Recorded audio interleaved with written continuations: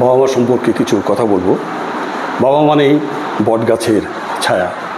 এই যে দেখতে পাচ্ছেন, এটা হচ্ছে আমার বাবা, এটা হচ্ছে আমার মা।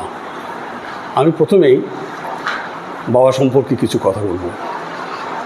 বাবা 1926 সালে জন্মগ্রহণ করেন, প্রায় 100 বছর হয়ে গেল। বাবা ছোটোবেলায় থেকে প্রচুর পরিশ্রম করতেন। ছাত্রজীবন অনেক কষ্ট করে তিনি ম্যাট্রিকুলেশন পাস করেছেন, এমনকি জায়গির থেকে পড়াশোনা করেছেন।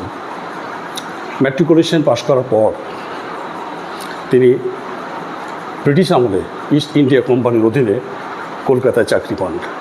সেখানে কলকাতায় ব্রিটিশদের অধীনে ইস্ট ইন্ডিয়া কোম্পানির অধীনে চাকরি করেন 2 বছর।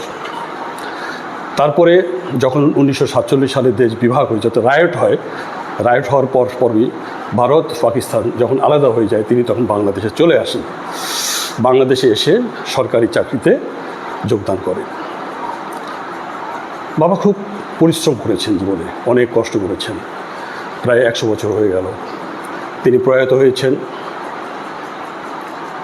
2007 সালে। আমার মা সম্পর্কে কিছু কথা বলি। আমার মা অত্যন্ত জনদরদী ছিলেন। মায়ের ভূমিকা অনস্বীকার্য। মা যে আমাদের পরিবারে যে অবদান রেখেছে তা বলার অপেক্ষা রাখে না।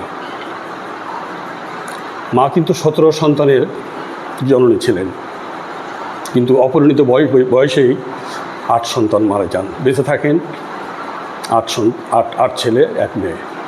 তার মধ্যে 2 ভাই প্রয়াত হয়েছেন, একজন লিভার সিরোসিসে মারা গিয়েছেন, আর একজন ক্যান্সারে নিহত হয়েছেন। এখন আমরা আছি 6 ভাই 1 বোন। যখন আমরা 8 ভাই ছিলাম, 8 ভাই 1 বোন ছিলাম, তখন আমরা একসাথে ছিলাম, জয়েন্ট ফ্যামিলিতে ছিলাম। যখন বাবা মারা যান তখন সবাই সেপারেট হয়ে যান এবং সবাই যার যার অর্থ সংস্থানের মাধ্যমে ফ্যামিলি পরিচালনা করেন। বাবা মার স্মৃতি ভোলা যায় না। বাবা মা যখন মারা যায় তারপর পরই আমাদের স্মৃতিতে বারবার ভেসে ওঠে। স্বপ্ন দেখি, স্বপ্ন দেখতে দেখতে দেখতে দেখতে ভুলে যায়, কিন্তু বাবা মাকে ভোলার নয়, সবসময় আমাদের হৃদয়ে থাকবে, হৃদয়ে আছে।